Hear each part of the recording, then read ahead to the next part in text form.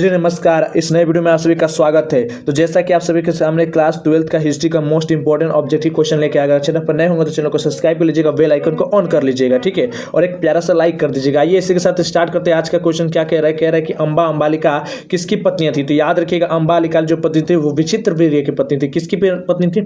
विचित्रवीर्य की पत्नी थी। दूसरा क्वेश्चन आज का है हम लोग का, घटोत्कच किसका पुत्र था। याद रखिए, घटोत्कच जो था वो किसका पुत्र था? वो याद रखिएगा भीम का पुत्र था, ठीक है, क्योंकि घटोत्कच की जो घटोत्कच की जो माँ थी वो हिडिंबा थी। कौन थी? हिडिंबा, ठीक है। और हिडिंबा क्या थी? एक राक्षस थी। हिडिंबा क्या थी? एक राक्षस थी, ठीक है, जिसके साथ किसका विवाह हुआ था? भीम का विवाह हुआ था, ठीक है। आइए तीसरा नंबर प्रश्न क्या कह रहा है, गंगा पुत्र किसे कहा जाता है? गंगा पुत्र किसे कहा जाता है? याद रखिए, भीष्म को कहा जाता है। किसे? भीष्म पितामह को। किसे? भीष्म पितामह को हम लोग गंगा पुत्र के नाम से जानते हैं, याद रखेंगे, ठीक है। चौथा प्रश्न क्या है कि कर्ण की माँ कौन थी। देखिए, कर्ण की जो माँ थी ना वो कुंती थी। कौन थी?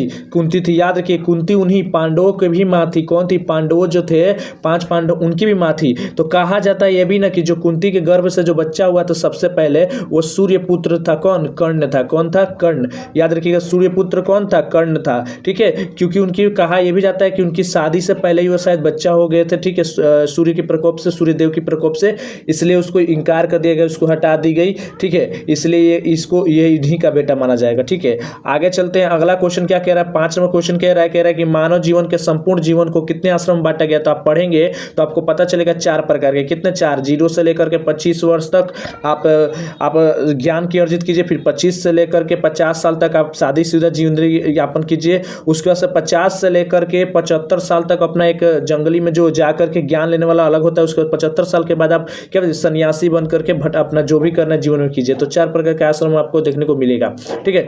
अगला है, द्रौपदी किसकी पत्नी थी। याद रखिए, द्रौपदी जो पत्नी थी ना वो इन सभी की थी। अर्जुन की भी थी, भीम की भी थी, नकुल की भी थी, कि इस तरह से सभी की, ठीक है। अर्जुन की, भीम की, नकुल की, सौदी, यानी 5 पांडवों की पत्नी थी, ठीक है। लेकिन जीता किसने था? अर्जुन ने जीता था, ठीक है, द्रौपदी को एक मछली की आंखों में तीर लगा करके, ठीक है।